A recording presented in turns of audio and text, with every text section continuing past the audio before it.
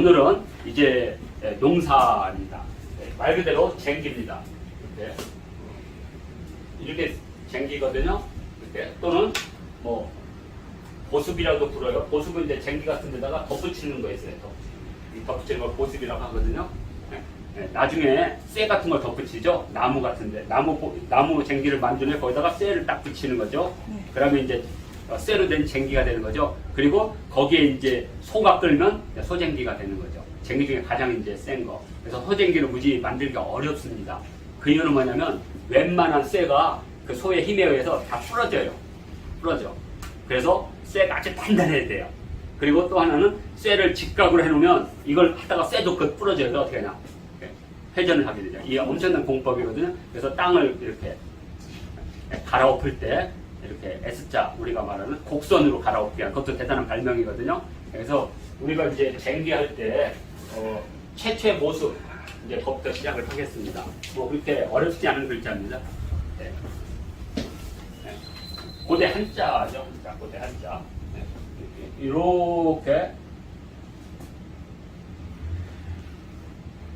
이렇게 생긴 겁니다. 자, 최초의 쟁기는 그냥 말 그대로 땅의 흙을 이렇게 긁어가면서 흙을 퍼서 거기다 씨를 뿌리기 위해서 만든 거예요. 그러면 농법이 어떻게 되느냐? 이거 무지 중요한 농법이 오기 때문에 자, 그러면 첫 번째 농법이 뭐냐면 흙뿌리기라고 해요. 흙뿌리기. 흙뿌리기는 뭐냐면 주로 이집트나 메소포타미아, 인더스에서 많이 쓰던 방식이죠. 뭐냐면 오랫동안 충격토가 내려와서 워낙 땅이 좋다 보니까 씨를 그냥 박은 다음에서 돌아가면서 이렇게 뿌리는 거예요. 그러면 3개월 안에 바로 자라버려요. 워낙 거기가 기후도 좋고 하다 보니까. 그래서 그때 이제 싹 거두면 이제 비가 안 오죠. 그러다가 이제 다시 이제 장마철이 오고 그러니까 4개월 차로 계속 반복해서 거기는 그 주기가 일정하죠. 그래서 이제 그때 농사할 때 이제 흙뿌리기. 그런데 이제 흙뿌리기 하게 되면 이게 뿌리가 깊지 못하기 때문에 열매가 많이 열리지를 않아요. 그래서 두 번째 하는 거는요, 구멍 농사를 해서 긴 나무 막대로 이렇게 찍어 가요. 그럼 뒤에서 거기다가 이렇게. 그래서 그걸 구멍 농사라고 해요. 네? 뒤지개 농사라도 하고요, 구멍 농사라도 합니다. 이렇게. 자, 그러니까 일단 용법에서 큰 차이가 오죠. 이제 쟁기가 오기 전까지는. 일단 파종이라는 흙 뿌리기가 시작되고, 그다음에 두 번째로는 이제 구멍 농사가 되죠. 그다음에 세 번째가 바로 이제 이 쟁기를 쓰는 겁니다. 그러면 이제 쟁기를 쓴다는 것은 어떤 거냐면 이렇게 계속 이렇게 줄을 만들어서 길게 만든다는 거예요. 그럼 그대로 그렇게 뿌린다는 거죠. 그렇게 뿌린다는 것은 이미 뭐가 생겼다는 거예요? 일항이 생겼다는 뜻입니다. 그래서 드디어 일항 농사가 시작됩니다. 일항 농사의 장점은 뭐냐면 이렇게 되죠. 그러면 여기는 배수구가 되죠. 물이 나오면. 그런데 여기 이제 이렇게 약간 이렇게 되겠죠. 그러면 여기에 이제 파종을 하겠죠. 파종을 하면 주로 이제 일항농사쯤 올 때 되면 바로 거기다 씨를 뿌리기도 하지만 다른 데다가 씨를 뿌려서 키운 후에 이렇게 뭐를 옮기는 이항법을 쓰게 되죠. 파종을 하는 이항법. 그러니까 그때 되면 이제 뿌리가 단단해서 대가 커지죠. 그래서 병충해도 강하고 바람에도 강한 그런 얘기죠. 이때 이제 일항농사 때 쓰는 게 이제 바로 이제 쟁기가 되겠습니다. 그래서 이렇게 되면 이 땅을 이렇게 왜 파냐면 이 땅을 판 것을 위로 올라가게 되면 예전에 여기 있던 거름들 있죠. 보통 이제 가을 농사가 끝나면 거기에 이제 풀이나 이런 것들이 이제 썩으면 그게 한 20에서 30cm 정도의 속에서 침출돼요. 그 침출된 것을 엎어버리는 거죠. 엎어버려서 한쪽을 쓰게 되면 이제 이 거름, 그 다음에 여기서 이제 수분이 적당하게 배합이 되죠. 그 다음에 통풍이 잘 돼서 작물이 잘 자라죠. 생산력이 급격하게 늘어나죠. 그런데 이제 우리가 이 쟁기로 할 때는 이게 깊이 못 파요. 파봤자 5cm, 10cm. 그런데 이제 그 쟁기가 이제 소가 그러면 34cm 그러니까 거름이 아주 풍부하게 올라가 있죠. 거기다가 이제 또 하나는 이제 뭘 하냐면 객토랑을 합니다. 여기다가.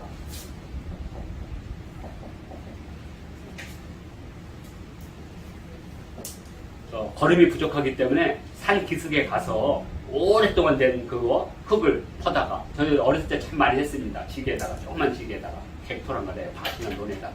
예? 그래서 석조 이렇게 해서 농법을 일으킨 겁니다. 그러니까 쟁기 농법은 되게 발달된 농법이에요. 왜냐하면 이 이후에 쟁기 농법을 뒤이은 농법은 딱 하나밖에 없어요.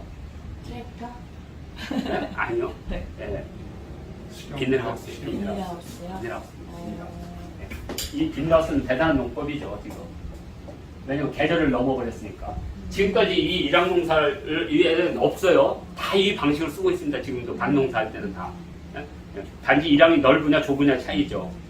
고구마밭 같은 거 다 지금 쓰고 있죠. 그러니까 엄청나게 힘든 노동이죠. 속 없는 집은 전부 다 파서.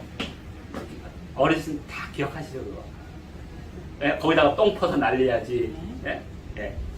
풀을 베가지고 거름 두엄을 해가지고 이제 그걸 가지고 짊어지고 가서 이제 다 거기다가 다 객토해가지고 그거 섞어서 해야 되니 얼마나 힘들겠어요. 거기다가 이제 또 하나 있으면 이제 잡초 제거해야 되겠죠.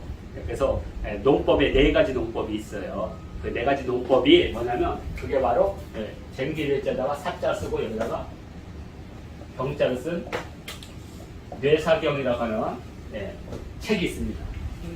예. 이 뇌사경은 이른바 고대 농법 4가지 농법을 이렇게 알려주는 경전이에요. 경전. 그러니까 유교만 경전 있는 게 아니라 작가들도 왜 니들만 경이냐? 우리도 경이다. 그래서 이제 막 이렇게 뭐 탐화경 또는 우리가 뭐 쌍육할 때 쌍육보 그다음에 또 뭐가 있죠? 오목경 이렇게 이름을 붙입니다. 경이라고 이렇게 보시면 되고요.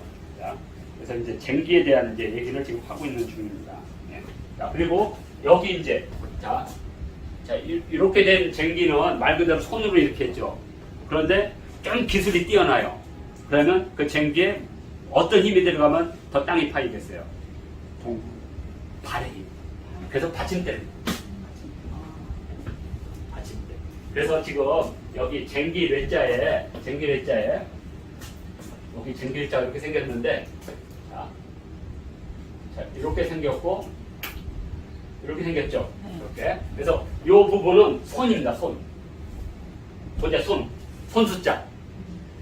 그러니까 이 2개는 이 손 숫자를 상징하는 거고요. 그러면 이건 뭔지 아시겠죠? 네, 받침대. 네. 그리고 여기는 세 갈래. 된 날이죠. 그럼 이게 받침대고? 예, 받침대. 발로 한 받침대.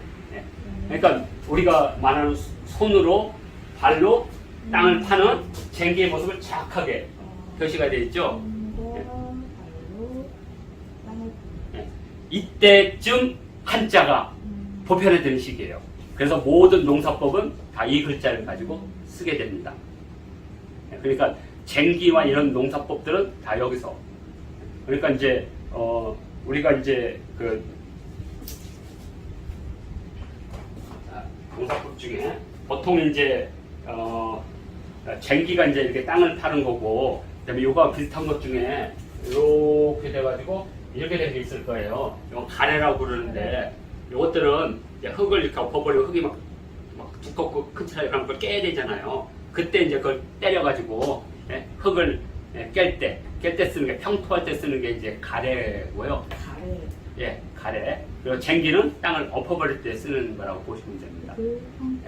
그리고 우리가 흔히 보습이라고 하는 거 뭐냐면, 이 쟁기가 있는데 나중에 이제 쇠가 만들어지고 청동이 만들어지면, 또는 이 쟁기의 날이 하나만 있으면 부러지잖아요. 그러니까 그걸 강하기 위해서 뭔가 덧대기를 해. 덧대는 거. 뭔가 위에다가 덧대거나 청동이나 이런 쇠로 덧을 대요. 예를 들어서 만약에 날이 이렇게 됐다면 쇠로 이렇게 여기를 덧대거나 나무 판때기 같은 걸 이렇게 대서, 원래 나무 판때기가 2개가 되면 단단해지잖아요. 예, 그래서 이걸 보습이라고 해요. 보습. 예, 그러니까 우리가 이렇게 날에서 이렇게 하면 이것을 뭐라고 부르죠? 이 창을 끼기 위해서 이렇게 뾰족하게 나온 거, 이거 쓴배라고 부르잖아요. 쓴배. 예, 그러니까 쓴배처럼 쟁기의 날을 단단하기 위해서 덧붙이는 보조물. 이렇게 쇠로 이렇게 만든 상태에서 여기 네모나게 끼우는 거, 이걸 보습이라고 해요. 보습이라고 합니다. 탄탄해지죠. 나중에 이제 쇠쟁기 할 때 많이 쓰죠. 예, 나무로 틀을 만든 후에 거기다가 쇠로 된 틀을 딱 끼우죠. 예, 그때 그 쇠를 보습이라고 해요. 보습. 예, 그 결합되면 이제 쟁기가 되는 거죠. 예. 보습이 옛날 돌로 할 땐 납작한 거였는데. 그냥 납작하죠. 자, 그래서 이제 보습사가 나옵니다. 이렇게. 그래서 뇌와 사는 늘 그냥 같이 쓰는 거예요. 그냥 뇌사하면 그냥 농기구 이렇게 농사 짓는 뭐 이 정도로 아마 해석하셔도 뭐 크게. 근데 이게 선생님 말씀하시는 기본 쟁기 예, 예. 보습. 뭐 쟁기 보습이 엄청 많으니까요. 그냥 큰 틀로 이런 거 있다 이렇게 보시고요. 자, 이 쟁기와 가장 이제 가장 근접한 글자가 힘력자입니다. 힘력자도 같은 쟁기에서 나온 말이거든요. 여기서 같은 글자입니다. 원래는 글자가 똑같아요. 그런데 이제 후대에 이것은 이제 힘을 쓰다로 나와요.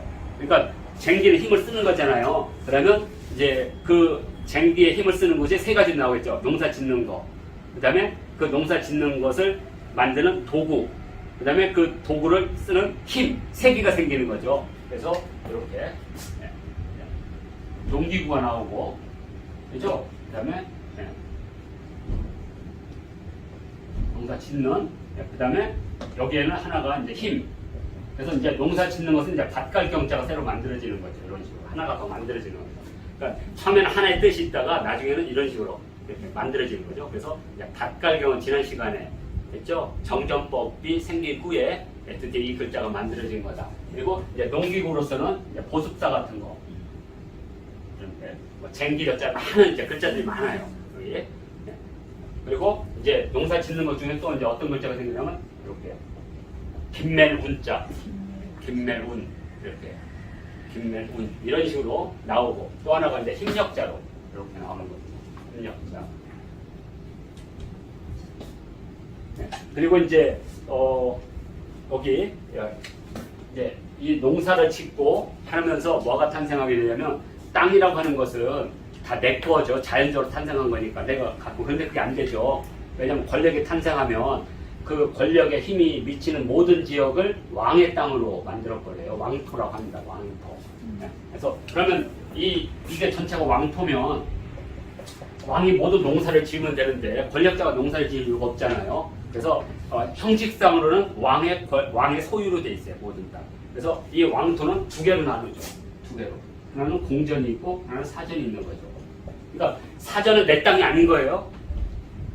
예, 우리나라도 국가 소유예요. 국가. 내가 땅을 가지고 있던 국가. 대한민국이란 국토. 왜냐 국가를 이루는 3요소 중에 하나잖아요. 토지가. 네. 그런데 국가가 소유권을 강제하지 않는 거죠. 개인에게 소유권 다 줘요. 이제 매매나 이런 것들을. 승계, 그러니까 세습이나 판매, 이용을 전부 개인한테 맡기는 거예요. 그 대신 뭘 받아요? 그죠? 세금을 받는 거예요. 토지세. 예전도 그런 거죠. 국가나 공공기관이 보유하고 있는 토지는 공공기관이 이용하고 공공기관이 판매하는 거, 공정. 그 다음에 이제 사전. 사전이 이제 우리나라는 지금 사전이 많죠. 왜냐면 한 사전이 한 70%, 공전이 한 30%. 대만은 거꾸로 공전이 한 70%, 사전이 한 30%. 그러면 어떤 차이가 나냐면 경쟁률에서 같은 공장을 세울 때 대만이 훨씬 더 경쟁력이 뛰어나다는 거죠. 왜냐면 하나의 건물을 지을 때 일단 토지 보상금이 거기는 적은 거고, 그러니까 사회주의 국가가 그런 면에서 유리한 거죠. 왜냐면 중국은 거의 한 98%가 국가 소유니까, 북한도 마찬가지고. 그러니까 도로를 내든 뭐 하든, 중국은요 어디 딱 결정되잖아요. 그러면 그 마을 하나가 없어져요. 그냥 뭐 찍소리 못하고 없어져요. 그리고 옆에 아파트가 들어서요. 늘 거기가 살으라 이거예요. 그리고 거기가 공장 세워지고 갑자기 문화유산 뭐 단지가 만들어지고 이런 식으로. 그게 이제 국가 소유이기 때문에 가능한 거죠. 자, 그래서 공전과 사전으로 구분되어 있다. 그래서 사전이 많아지면 소작제가 탄생하는 거죠. 자, 그래서 조선 후기에는 그런 토지 문제가 워낙 토지가 병작 반수까지 막 나오니까 반타작이라고 하는 막 엄청나게 힘든 거죠. 근데 사실 반타작이면 되게 내가 이익이 50% 같은데 실제로는 이익이 50% 아니거든요. 왜냐면 막 세금부터 모든 곡물 사는 걸 다 소장님에게 다 전가해버리니까. 그 다음에 자기 아들 어디 병역 나오면 소작이는 아들이 대신 가져야 되고 부역이 나오면 또 소작이는 아들이 대신 가져야 되고 그러면 사실 뭐 갖고 하면 근데 그게 정량제거든요. 이게 풍요에 따라서 이게 해주면 되는데 고을의 원님이 그 이방한테 모든 걸 맡기니까 이방이 풍요를 안 따지죠. 그러니까 옛날 방식대로 계속 그러면 맨날 손해 보는 거예요. 사실은 지금은 흉년이 들어서 전체 작년도 소작에 소출의 한 70%면 세금을 낮춰줘야 되는데 안 낮춰주죠. 이런 식으로. 그래서 이 왕토잖아요. 왕토. 그러다 보니까 뭐가 탄생하냐면 이게 이제 적이라고 하는 건데요. 지금은 뭐 짓밟을 적이라고 하는데 그 짓밟을 적의 그 발음이 그래서 된 거지 뭐냐면 땅을 밟다는 뜻이에요. 뭐냐면 농사를 짓는 모습이에요. 그래서 여기 이렇게 보면 이게 옛날 서처럼 돼 있지만 한자가 사실은 이렇게 생긴 거 있죠. 이게 그 사실은 손발을 뜻하는 거예요. 막 돌아다니면서. 그리고 요 완자가 사실은 밭전자예요. 밭전자. 여기는 그냥 하나가 들어간 거고, 요거. 그래서 요 글자 자체가 손과 발로 땅을 막 밟으면서 농사를 짓는 거예요. 그래서 원래 이 적전하면 임금님의 땅이라는 뜻을 갖고 있어요. 그래서 왜냐면 임금님이 이제 개인적으로 다 불화를 해주고 다 주는데 임금님이 직접 당신이 경영하는 땅이 있어요.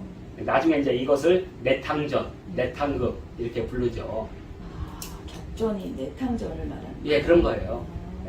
왕이 직접 농사를 근데 이제 조선시 때는 이걸 안 하고 상징적으로 저기 궁궐 뒤에다가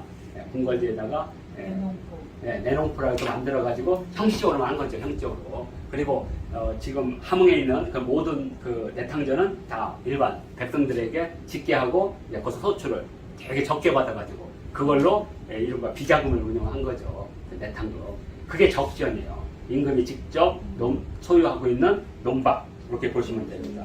자, 그렇기 때문에 이 임금이 친경하는 이 적전에 원래는 전체가 다 적전이죠.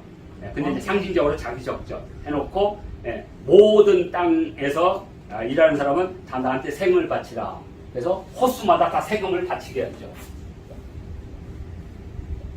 각 호마다 세금을 받게 했죠.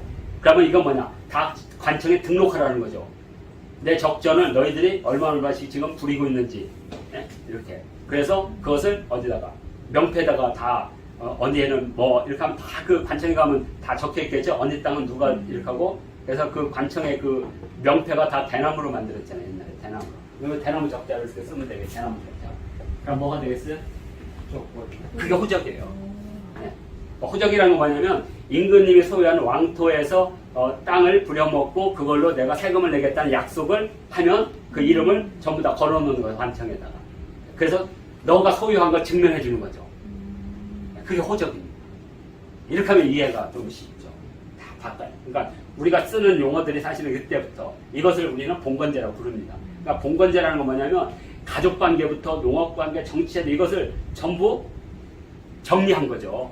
그게 누구냐? 주공단인 거죠. 그 사람이 주공단. 주공단이 다 했겠어요. 주공단을 다 맡긴 거지. 후대 오면서 계속 만들어지겠죠. 법이라는 게. 우리도 1948년도 대한민국 정부를 두 번째로 세우면서 그 임시자를 떼면서 얼마나 많은 정치 제도들이 만들어져요. 순간순간. 이렇게 보시면 될 것 같습니다. 그래서 이 호적이라는 적자가 만들어집니다. 호적 적자. 이 정도로 하면 충분히 될 것 같고요. 힘력자에서 나온 글자 중에는 힘을 쓰는 거니까 힘을 쓰면서 영차하면 힘 더할까 힘을 북돋을까 이렇게 쓰면 돼. 애들한테는 힘 북돋을까 영차하면서 소리를 지르는 거죠. 왜냐면 이걸 보면 똑같이 이렇게 돼 있어요. 이렇게 입과 이 쟁기가 그대로 돼 있습니다. 힘력적을 또 하나 있죠. 힘을 쓰는 밭을 가는 사람인데 그것이 이제 주로 여성들은 씨를 거두는 일하고 밭을 가는 건 주로 사내들이 하잖아요. 그래서 밭에다가 산에 남자.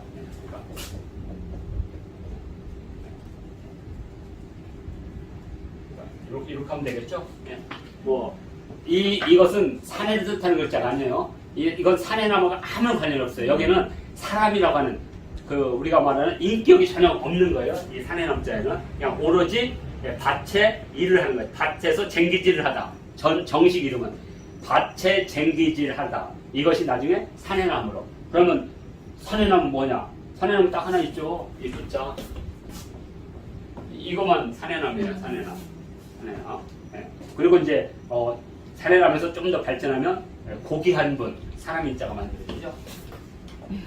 그래서 산해나무는 원래 앞에서 바라보는 사람. 이건 그냥 일반적인 사람이에요. 사람. 대자. 그리고 이쪽은 옆에서 측면에서 바라보니까 높은 사람, 신분이 귀한 분, 인. 그러니까 글 모르는 사람은 인에 해당되지 않죠. 그러면 인하고 반대되는 개념은 민이죠. 민. 눈 탁 찔러가지고 도망가지 못하도록 만든 노비. 민. 그리고 중은 그런 민들을 더 도망가지 못하게 발에다가 여러 명을 묶어놓은 거. 중. 그래서 민중이 노비들이에요. 실은. 그 노비들이 4,000년 만에 드디어 역사의 주인으로 온 거죠.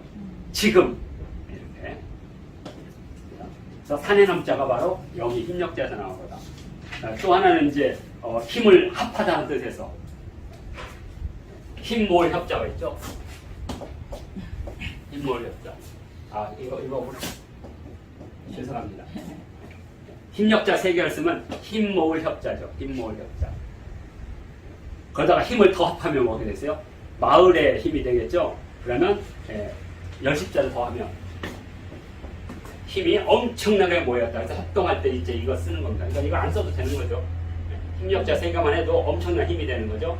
그래서 힘, 모을, 협 이렇게 씁니다. 힘, 모을, 협. 그래서 지금은 10자 더해서 협동할 때 쓰게 됩니다.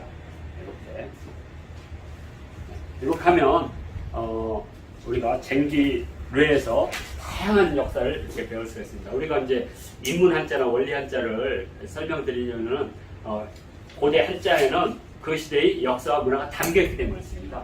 그래서 뜻을 하나로만 배워서 힘력이라고 하지 말고 왜 이게 힘력이 되느냐? 그러면 산해남이기 때문에 힘력자가 밭을 가는 게 산해니까 이렇게 된 게 아니라 원래는 그냥 단순하게 논밭을 밭에 쟁기질 하다 정도였는데 이게 나중에 남자의 본일, 그러니까 여성과 남자의 일을 분리시킨 거죠. 그거 언제야? 다 봉건시대 때 분리시킵니다. 그래서 여성들은 일을 안 시킨 게 아니라 여성들은 뭐 시켰겠어요? 길쌈을 시켰죠. 길쌈을. 그래서 왕의 신하로서 일을 하는 적전에 일을 하는 사람들은 호적을 두고 남성들에게 전유를 시키고, 그리고 왕비의 부인은 누에의 신이라고 이렇게 축혀 세워놓고 여성들에게 누에치기 한 거죠.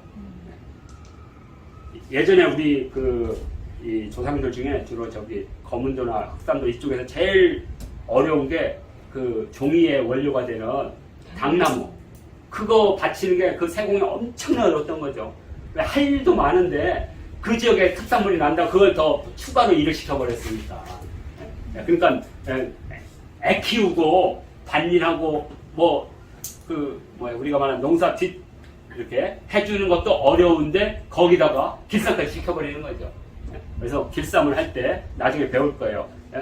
우리가 포와 면도 어떻게 쓰는지 아마 제가 한 적이 있을 겁니다. 포백이라고. 우리가 이제 보통 당나무에서 뽑아낸 걸로 직조를 하는 건 포라고 부르고, 누에의 실로 만들면 백이라고 부른다. 그래서 포백. 이것도 이제 우리가 의복제도에서 배운다고 그랬죠. 그냥 한자에는 그게 다 담겨 있으니까. 이렇게 해서 이 쟁규례에서부터 이 농사법의 변화, 그다음에 농기구의 변화, 그리고 세 번째 배운 게 봉건제. 이 봉건제의 이 적전, 그다음에 호적, 그죠? 이런 것들, 그리고 왕토사상 이런 것들을 다 배웠습니다.